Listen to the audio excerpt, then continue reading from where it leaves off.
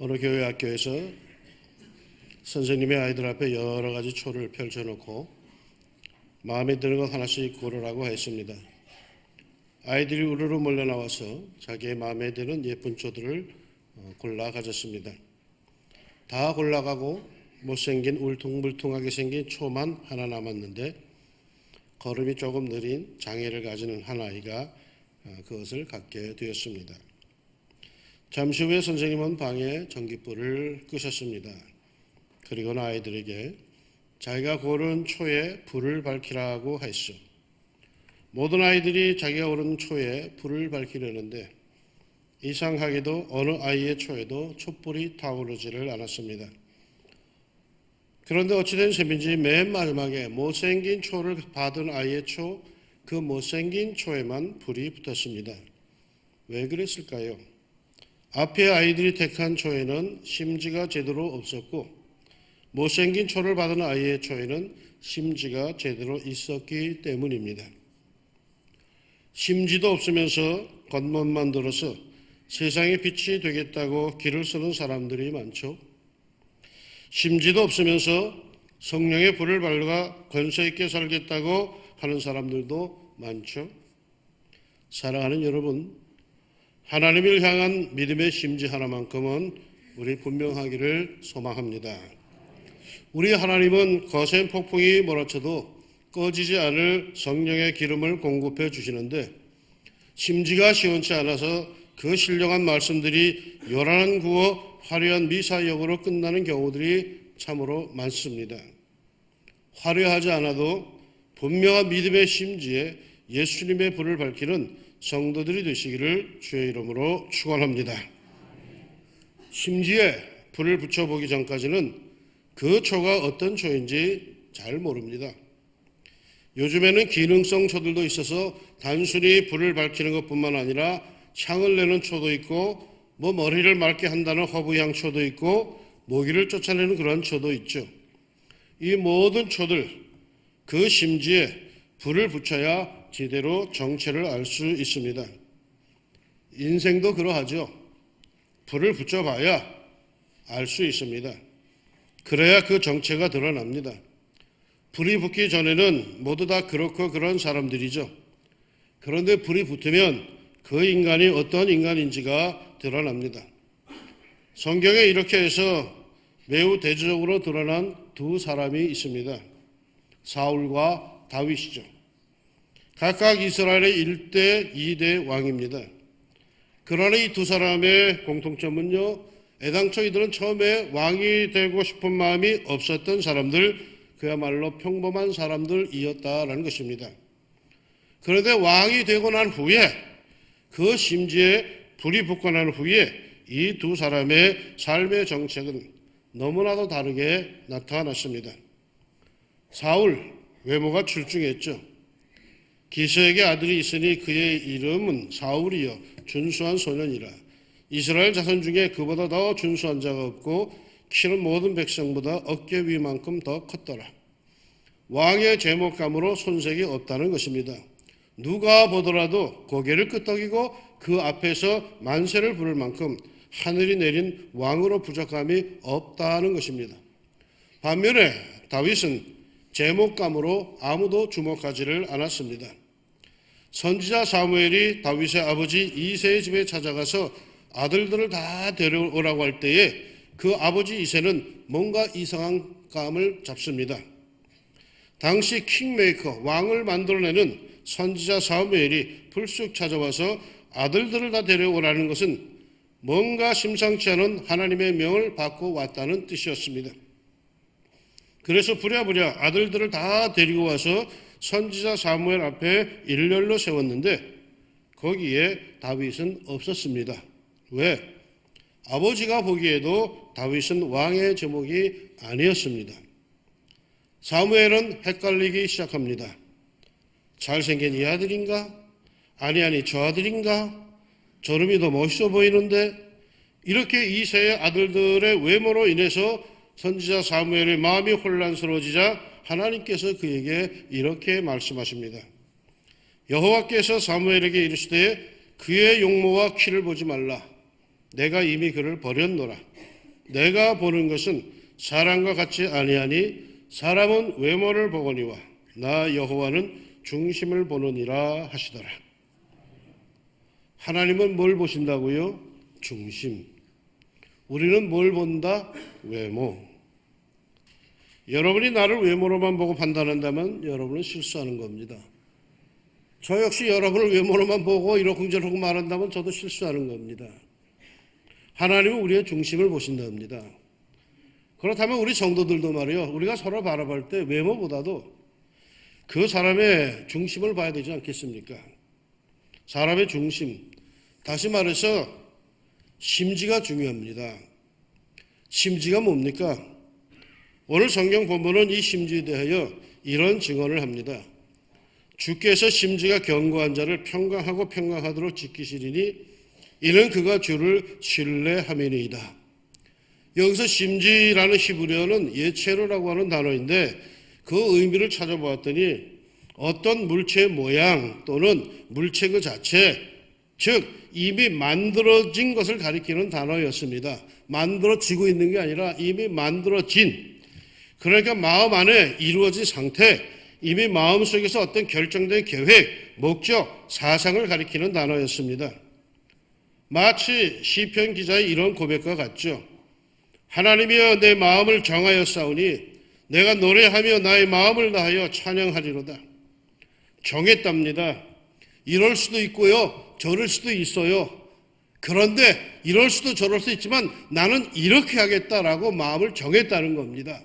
할 수 없이 코가 꿰어가지고 끌려가는 것이 아니라 다 할 수 있지만 나는 이렇게 살겠다라고 정했다라는 겁니다. 심지가 견고하다는 것은 하나님을 향해 마음을 이미 정했다는 거죠. 어떻게 해요? 그 하나님을 신뢰하기로 말이에요. 무슨 일이 있어도 하나님을 신뢰하기로 했다는 것입니다. 그는 흉한 소문을 두려워하지 아니하며 여호와를 의뢰하고 그의 마음을 굳게 정하였도다. 무슨 소리를 듣게 되어도 어떤 상황이 눈앞에 펼쳐져도 하나님을 향한 마음을 더욱 굳게 하였다라는 것입니다. 사울은 생각지도 못했는데 왕이 되었어요. 전적으로 하나님의 은혜로 인해 왕이 되었어요. 그는 왕이 되기 싫다고 숨었던 사람이에요. 그런데 하나님의 손길에 의해서 왕이 되었어요. 그렇다면 그 후에 그의 인생은 더욱더 그 하나님을 의지하고 예배해야만 했죠. 그런데 왕이 된 이후에 그의 모습은 자기 스스로 이제는 그 왕권을 유지하겠다고 하나님께 불순종까지 마다하지 않습니다.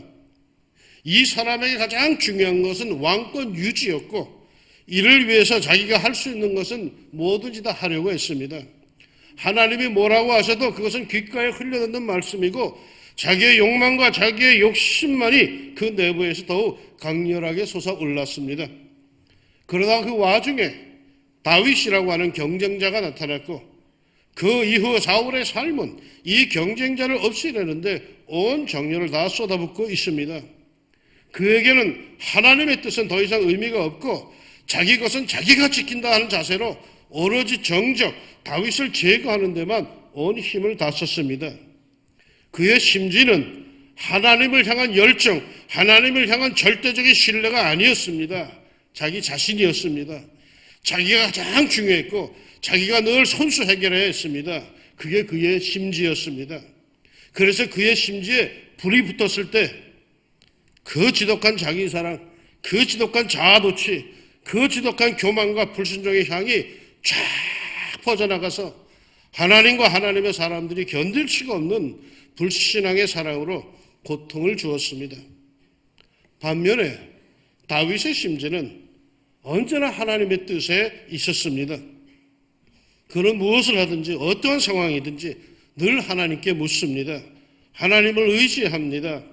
심지어 거대한 골리앗 장군과 마주 섰을 때에도 그 보잘것없는 초라한 아이에 불과한 이가 그 거대한 장수, 싸움 전문가, 그야말로 프로페셔널한 그 싸움 전문가, 용병과 다를 바 없는 그 거대한 사람과 1대1 맞짱을 뜨면서 그는 이렇게 말합니다.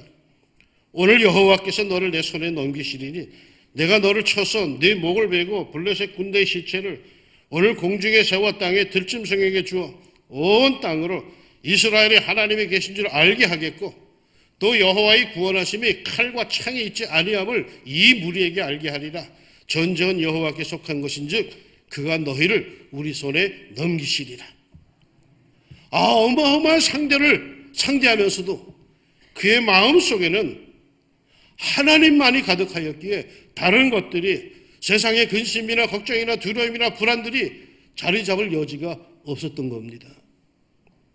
심지어 후일에 자기를 죽이겠다고 쫓아오던 사울왕을 도리어 자신이 죽일 수 있는 절호의 기회를 가졌을 때도 주위의 사람들이 다 이건 하나님이 주신 기회라고 함에도 아니다, 하나님의 법도에 어긋난다 하면서 눈을 질끈 감고 그 기회를 외면합니다. 그는 끝까지 하나님의 법도를 의지합니다. 자기 사람들에게 이르되 내가 손을 들어 여호와의 기름 부음을 받은 내 주를 치는 것은 여호와께서 금하시는 것이니 그는 여호와의 기름 부음을 받은 자가 됨이니라 하고 다윗이 이 말로 자기 사람들을 금하여 사울을 해하지 못하게 하니라. 그의 마음속에는 말이죠, 오로지 하나님의 법도만이 가득하였습니다. 그러게 모든 상황을 아전인수격으로 해석하지는 않았습니다. 하나님의 법도에 어긋나면 그게 아무리 자기에게 좋게 해석이 된다 할지라도 단호히 얼굴을 돌렸습니다. 차라리 다시 쫓기는 찬양한 신사가 된다 할지라도 그건 하나님께서 원하신 것이 아니다 라고 여겼습니다. 하나님이 기름 부어 세우신 하나님의 종을 비록 내가 마음에 안 들다고 악하다고 해서 자기 마음대로 자기 손으로 처단하는 것은 모두가 절호의 찬스라고 그렇게 권할지라도 하나님의 법도에 어긋난다 싶어서 단호히 거절합니다. 그만큼 그의 마음은 하나님을 향해 굳게 정해져 있었습니다. 다윗의 심지는 언제나 하나님을 향해 있습니다. 하나님을 향해 그의 마음속은 이미 굳어져 있습니다. 정해지고 정해졌습니다. 말로만 그런 것이 아니라 실제로 그의 마음은 하나님을 향해 모든 것이 굳어져 있습니다. 심지가 견고하다는 것은 하나님을 전적으로 신뢰한다는 것인데, 하나님을 전적으로 신뢰한다는 것은 입으로만 아멘 아멘 하는 것이 아니죠. 그의 삶의 모든 기준이 하나님이고 모든 가치 기준, 행동, 판단, 감정 조절이 다 하나님의 법도 하나님의 말씀이란 뜻입니다. 사실 우리들의 삶의 현장 얼마나 변화무쌍합니까? 얼마나 실망스러운 일들이 많습니까? 얼마나 힘들고 고달픈 일들이 많습니까? 단순히 믿음으로만 살기에는 너무 신경질 나고 너무 마음에 안 드는 일들이 그 얼마나 많습니까? 그럼에도 심지가 견고한 이들은 흔들리지 않습니다. 끝까지 하나님을 신뢰합니다. 언젠가 극동방송에서 들은 이야기인데 어느 집사님이 태풍으로 큰 피해를 본 고향의 어머니에게 위로 전화를 드렸습니다. 이번에 큰 피해를 보셔서 어떡하느냐며 이 아들이 걱정을 합니다. 그랬더니 어머니가 그러시더랍니다. 괜찮다. 누군가 일부러 그런 것도 아니고 우리 하나님께서 하신 것인데 생각이 많으신 하나님께서 하신 일이니 뭔가 좋은 생각을 갖고 계시지 않겠니? 내게 아픈 일이 생기고 불편한 일이 생겼고 손해를 받고 이럴 수 있나 싶은 일이 생겼습니다. 그러나 그럼에도 그는 마음이 흔들리지 않습니다. 하나님께서 하신 일이니 뭔가 있겠지 하는 마음입니다. 생각이 많으신 하나님께서 하신 일이니 뭔가 좋은 생각을 갖고 계시지 않겠니 하는 마음입니다. 이런 마음에 불평과 불안이 더 이상 힘을 얻을 수 있겠습니까? 평안함이 찾아들 것입니다. 그저 뭔가를 사주면 얼굴이 환해지는 아이들 같은 성도들이 있습니다. 달라는 것을 해주면은 우리 아빠 최고라고 난리법석을 떠는 아이 같은 그런 성도도 있습니다. 자기 딴에는 정말 어려운 문제였는데 엄마가 곁에서 도와줘서 잘 풀리자 우리 엄마 천재라고 지켜세우는 아이 같은 성도들도 있습니다. 그러다가 조금만 상황이 어려워지면 문제가 빨리 해결이 되지 않으면 생각과 달리 상황이 엉뚱한 것으로 흘러가면은 시험에 들고 뒤집어지는 그런 사람들이 있습니다. 여러분, 축복받았을 때 할렐루야 하는 사람보다는 어렵고 힘들 때 이를 악물고서라도 아멘 하는 사람이 더 복을 받을 사람입니다. 그 사람이 더 진짜 백이입니다.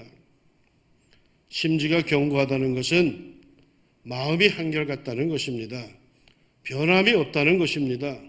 상황이 어떠해도 판이 어떻게 벌어져도 마음이 한결같습니다. 왜? 그는 하나님을 절대 신뢰하기에 그렇죠. 이 절대 신뢰하는 하나님이 뭐라 하셨는지 아십니까? 악을 행하는 자들 때문에 불평하지 말며 불의를 행하는 자들을 시기하지 말지어다. 여호와를 의뢰하고 선을 행하라. 땅에 머무는 동안 그의 성실을 먹을거리로 삼을지어다. 또 여호와를 기뻐하라. 그가 내 마음의 소원을 네게 이루어 주시리로다. 네 길을 여호와께 맡기라. 그를 의지하면 그가 이루시고 내 의를 빛같이 나타내시며 내 공의를 정오의 빛같이 하시리로다. 여호와 앞에 잠잠하고 참고 기다리라. 자기 길이 형통하며 악한 꾀를 이루는 자 때문에 불평하지 말지어다. 분을 그치고 노를 버리며 불평하지 말라. 오히려 악을 만들 뿐이라. 진실로 악을 행하는 자들은 끊어질 것이나 여호와를 소망하는 자들은 땅을 차지하리로다. 온유한 자들은 땅을 차지하며 풍성한 화평으로 즐거워하리로다. 이렇게 어떠한 상황에서도 하나님을 절대 신뢰하며 참고 기다리는 사람에게 주어지는 복이 평강입니다. 주 안에 있는 나에게 땅 근심이 있으리. 평강하고 평강하도록 지키시리니. 왜? 이는 그가 주를 신뢰함이니이다. 하나님을 끝까지 신뢰하는 자에게 평강이 주어집니다. 모두가 큰일 났다고 하는 그 마당에도 그에게는 평강이 있습니다. 모두가 끝장났다고 이를 어쩌냐고 할 그때에도 그에게는 평강이 있습니다. 왜? 그 하나님께서 그를 평강하고 평강하도록 지키십니다. 예수님께서도 그러셨습니다. 평안을 너희에게 끼치노니 곧 나의 평안을 너희에게 주노라. 내가 너희에게 주는 것은 세상이 주는 것 같지 아니하니라. 너희는 마음에 근심하지도 말고 두려워하지도 말라. 그러기에 오늘 성경 본문의 결론은 이렇습니다. 너희는 여호와를 영원히 신뢰하라. 주 여호와는 영원한 반석이시미로다. 올해 우리가 늘 마음에 간직할 삶의 기본이 뭐라고요? 향기로운 삶, 나는 예수님의 향기입니다. 한마디로 향기로운 삶입니다. 은은히 퍼져나갈 때 사람들의 얼굴에 미소가 떠오를 수 있는 삶입니다. 내 이름 석자만 불려줘도 사람들이 얼굴에 미소가 떠오르는 그러한 삶입니다. 아니 그보다 나의 믿음의 심지에 불이 붙었을 때에 크게 퍼져나가는 향, 하나님이 맡으시고 한박 미소를 지으실 예수 향, 그 향을 물씬 풍기는 성도의 삶입니다. 그러기 위해 사랑하는 여러분, 우리 이 심지만큼은 분명히 합시다. 예수 안에서 하나님을 향한 절대 신뢰의 심지, 믿음의 심지만큼은 분명히 간직합시다. 죽으면 죽으리이다 하는 삶의 자세로 예수 믿음의 길을 올곧게 걸읍시다. 오늘의 시대는 얼마나 변덕이 죽을 듯합니까?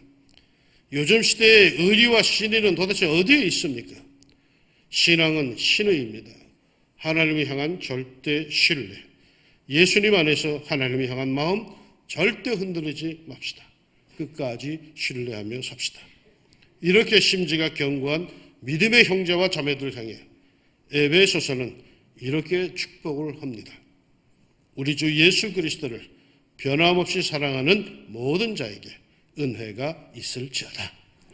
주님을 변함없이 사랑하는 사람들, 변함없이 여호와 하나님을 신뢰하는 사람들, 이 변함이 없는 왕중의 성도들에게 변함이 없는 하나님의 큰 은혜와 사랑이 넘쳐나기를 우리 예수님의 이름으로 축원합니다. 아멘. 기도합시다. 사랑하는 하나님 아버지, 올해 우리는 이렇게 살려고 합니다. 향기로운 삶, 나는 예수님의 향기입니다. 정말 향기로운 삶을 살기를 원합니다. 내 삶의 향이 이웃들에게 흘러넘쳐 나갈 때, 퍼져나갈 때에 모두가 미소를 지을 수 있는 향기로운 삶 살기를 원합니다. 내 이름 석자를 떠올리기만 해도 사람들 마음이 따뜻해질 수 있는 그런 삶을 살고 봅니다. 도리어 내 이름을 생각할 때에 고개를 쩔레쩔레 흔드는 그런 추한 삶을 살지 않게 해주시고, 어떠한 모습, 어떠한 직업, 어떠한 위치에 있다 할지라도 향기로운 삶을 살게 하여 주옵소서.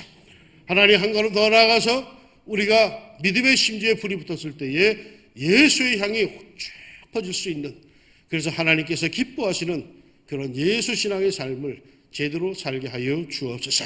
그저 하나님 내 뜻대로 되지 않는다고 신경질을 내고 불안해하고 다투지 않게 해주시고, 철석같이 하나님을 믿고 여호와는 나의 목자시니 내게 부족함이 없다라고 하는 이 고백을 끝까지 붙들고 나아갈 수 있는 저희들 되게 하여 주시사, 하나님을 신뢰하는 모든 사람들, 그들에게 견고한 믿음의 심지가 있게 하여 주시고, 그 예수 믿음의 심지를 통하여서 하나님께서 늘 기억해 주시는 복된 성도들의 삶이 되게 하여 주옵소서. 변함없이 올해도 주님과 함께 동행하는 저희들 되게 하옵소서. 예수님의 이름으로 기도합니다. 아멘.